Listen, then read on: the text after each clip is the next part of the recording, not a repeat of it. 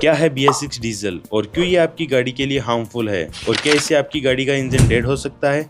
जानने के लिए बने रहिए वीडियो के लास्ट तक। आज की वीडियो बहुत इंपॉर्टेंट है आपकी गाड़ी के लिए, क्योंकि आज मैं आपको बताने वाला हूँ BS6 डीजल और उससे होने वाले नुकसान और फायदे के बारे में, और उससे बचने के उपाय भी मैं आपसे शेयर करने वाला हूँ। तो वीडियो को स्किप करने की गलती बिल्कुल भी मत करना, क्योंकि आज की वीडियो आपके लाखों रुपए का नुकसान होने से बचा सकती है। तो चलिए शुरुआत करते हैं सिंपल शब्दों में। तो आपने BS3, BS4 और BS6 नॉर्म्स के बारे में तो सुना ही होगा, जिनमें जो गाड़ियां हैं उनके एग्जॉस्ट पाइप से पोल्यूटेंट्स निकलते हैं, उन पर एक लिमिट सेट कर दी जाती है कि एक गाड़ी 1 किलोमीटर में केवल इतना ही पोल्यूशन एनवायरनमेंट में छोड़ सकती है। और उस गोल को अचीव करने के लिए कार कंपनीज गाड़ियों में कई आईसीज, एग्जॉस्ट पाइप में फिल्टर और कैटेलिक कन्वर्टर और DEF का इस्तेमाल करती है। बट ये सब करने के बाद भी गाड़ियां उस गोल को अचीव नहीं कर पाती, और फिर आता है the one and only option, और वो है चेंजमेंट इन फ्यूल। जब कभी भी नॉर्म्स को लागू किया जाता है तब फ्यूल की प्रॉपर्टीज को भी थोड़ा सा चेंज कर दिया जाता है। तो आज हम कंपेयर करने वाले हैं पहले आने वाले डीजल को अब नए वाले डीजल से। तो 2010 से लेकर 2020 तक जो डीजल आता था उसमें सल्फर कंटेंट 50 ppm तक आता था, यानी पार्ट्स पर मिलियन। और जो BS6 डीजल आ रहा है उसमें सल्फर कंटेंट है वो 5 गुना कम कर दिया गया है, यानी कि अब उसमें केवल 10 ppm आता है, यानी कि 10 पार्ट्स पर मिलियन। अब आपके मन में सवाल आ रहा होगा कि ये सल्फर कंटेंट क्या है और इसे कम ज्यादा करने से क्या फर्क पड़ता है। सल्फर एक केमिकल एलिमेंट है जिसको कुछ अदर एलिमेंट्स के साथ में रिएक्ट करवाकर उसका सल्फर कंटेंट बनाया जाता है,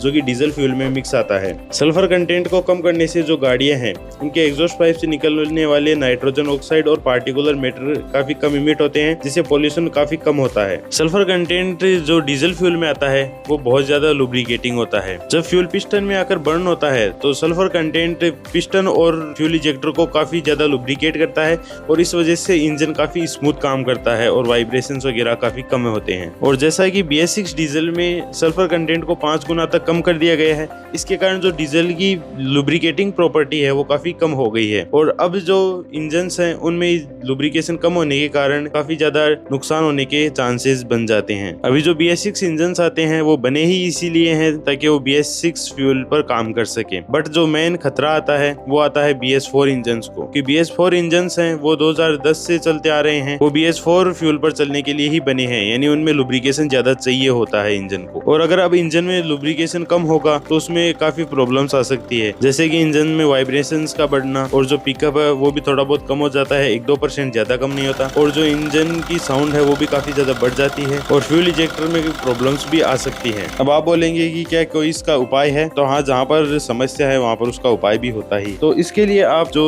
उपाय अपना सकते हैं वो है, एक तो इंजन ऑयल है उसको काफी बेस्ट क्वालिटी का इंजन ऑयल यूज करना गाड़ी में, ताकि जो लुब्रिकेशन कम हुआ है गाड़ी फ्यूल डीजल में वो आप उस ऑयल से कवर करवा सके, ताकि डीजल में लुब्रिकेशन बना रहे। और फिर आते हैं इसमें जो कई कंपनीज बनाती है वो है डीजल इनहेंसर्स, यानी उनमें क्या होता है, जो डीजल में अगर अपन उनको मिक्स कर देते हैं यानी अपने फ्यूल टैंक में, तो डीजल की जो लुब्रिकेटिंग प्रॉपर्टी है वो बढ़ जाती है, और लुब्रिकेटिंग प्रॉपर्टी बढ़ने से वैसे भी अपन को कोई दिक्कत होती नहीं है। और ये जितनी भी मैंने आपको प्रॉब्लम्स बताई है ये मैंने ये बताया है कि ये हो सकती है, होगी, ये कोई जरूरी नहीं है, किसी किसी गाड़ी में हो सकती है। तो इससे बचने के उपाय मैंने आपको पहले ही बता दिए हैं। और अगर आपको वीडियो अच्छी लगी है तो वीडियो को लाइक कर दीजिए और चैनल को सब्सक्राइब कर लीजिए, क्योंकि ऐसी अमेजिंग इन्फॉर्मेशन मैं आपके लिए लाता रहता हूँ। Thank you.